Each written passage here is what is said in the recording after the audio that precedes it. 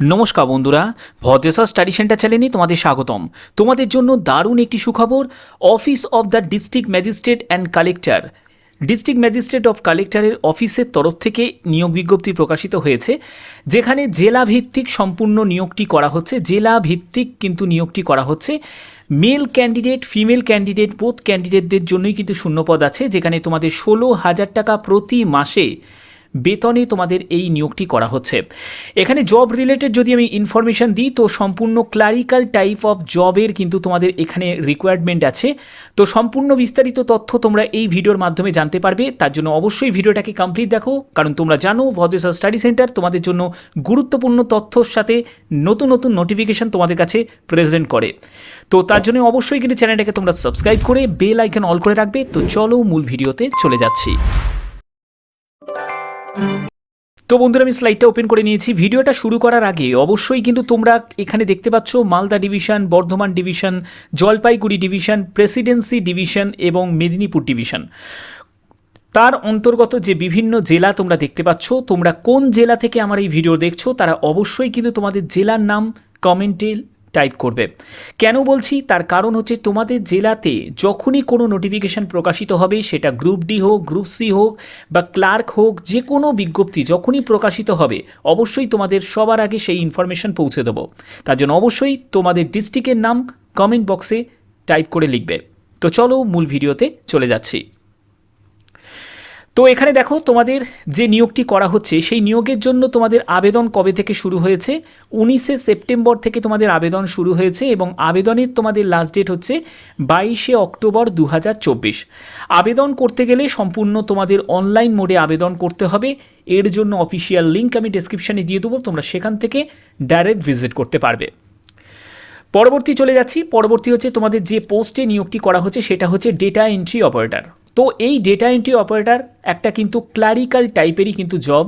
তো এখানে তোমাদের যে পোস্টে নিয়োগটি করা হচ্ছে সেটা হচ্ছে ডেটা এন্ট্রি অপারেটর, এবং তোমাদের এখানে শিক্ষাগত যোগ্যতা যেটি প্রয়োজন সেটা হচ্ছে যে কোনো শাখায় গ্র্যাজুয়েট, সেটি আর্টস হোক, সায়েন্স হোক বা কমার্স হোক, যে কোনো শাখায় তুমি যদি গ্র্যাজুয়েট হয়ে থাকো তাহলেই কিন্তু আবেদন করতে পারবে। এবং সঙ্গে তোমাদের যেটা বলা হচ্ছে সেটা হচ্ছে বেসিক কম্পিউটার নলেজ যদি থাকে, সেটা 3 মাস হোক 6 মাস হোক, কম্পিউটারে যদি তোমার সার্টিফিকেট থাকে তাহলে অবশ্যই কিন্তু তোমরা এখানে আবেদন করতে পারবে। এখানে তোমাদের এজ লিমিট যেটি চাওয়া হয়েছে 1/1/2024 হিসাবে তোমাদের এজ হতে হবে 21 থেকে 45 বছরের মধ্যে তোমার বয়স হতে হবে। তুমি যে কাজ থেকেই বিলং করো না কেন, মানে ইউআর হোক, ইডাব্লিউএস হোক, ওবিসি হোক, এসসি হোক, এসটি হোক বা তোমরা পিডাব্লিউবিডি হোক, প্রত্যেক প্রার্থীদের জন্যই কিন্তু এই এজটাই কিন্তু থাকবে। এখানে কিন্তু কোনো এজ রিল্যাক্সেশন নেই। 21 থেকে 45 বছরই হচ্ছে তোমাদের এজ। এর পরবর্তী হচ্ছে আবেদন মূল্য। আবেদন মূল্য কোনো কাস্টকেই কিন্তু কোনো রকম আবেদন মূল্য দিতে লাগছে না, সম্পূর্ণ বিনামূল্যে কিন্তু তোমরা এখানে আবেদন করতে পারবে। এখানে তোমাদের বেতন হচ্ছে তোমাদের এখানে 16,000 টাকা প্রতি মাসে তোমরা বেতন পাবে। এখানে সিলেকশন প্রসেসের ক্ষেত্রে তোমরা দেখতে পাচ্ছ রিটিন টেস্ট হবে, যেখানে 50 মার্কস থাকবে রিটিন টেস্ট। কম্পিউটার টেস্ট হবে, সেখানে 40 মার্কস থাকবে। তো কম্পিউটারে কী কী টেস্ট থাকবে সেটা আমি তোমাদের বলে দিচ্ছি। দেখো, প্রথম কথা হচ্ছে তোমাদের একটি টাইপিং টাইপের একটা টেস্ট নেওয়া হবে। যাদের টাইপিং যোগ্যতা নেই তারা আবেদন করে দিতে পারো, কারণ যখন তোমাদের টাইপিং হবে ততদিনে তোমার কিন্তু মিনিমাম তোমাদের টাইপিং কিন্তু স্পিড চলে আসবে।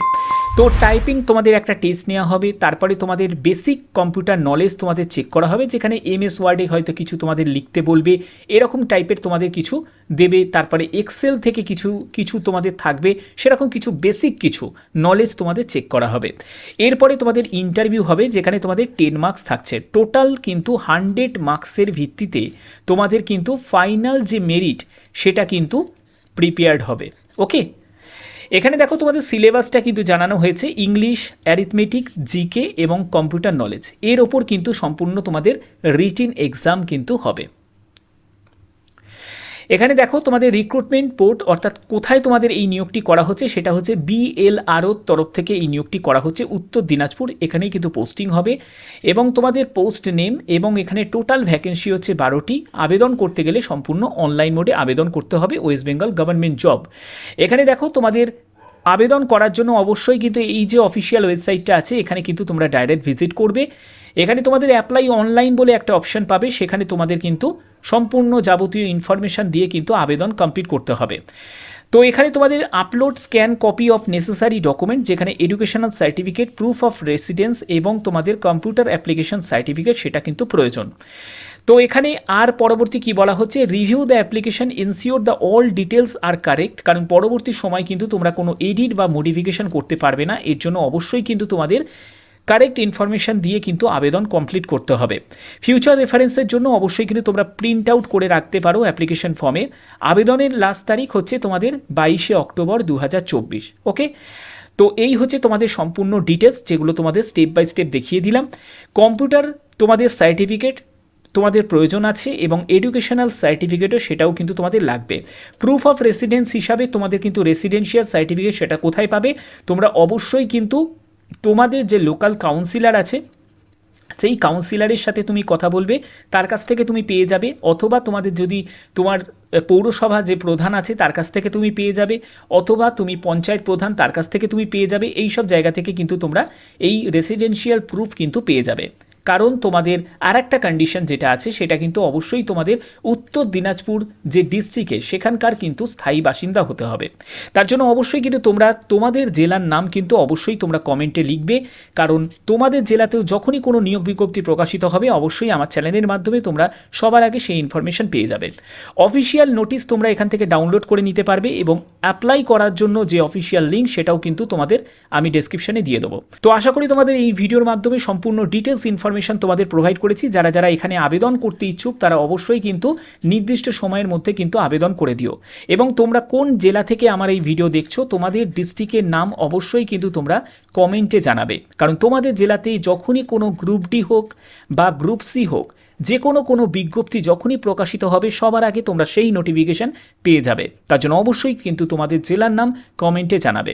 তো চলো এখনের মতো এইটুকুই, টাটা।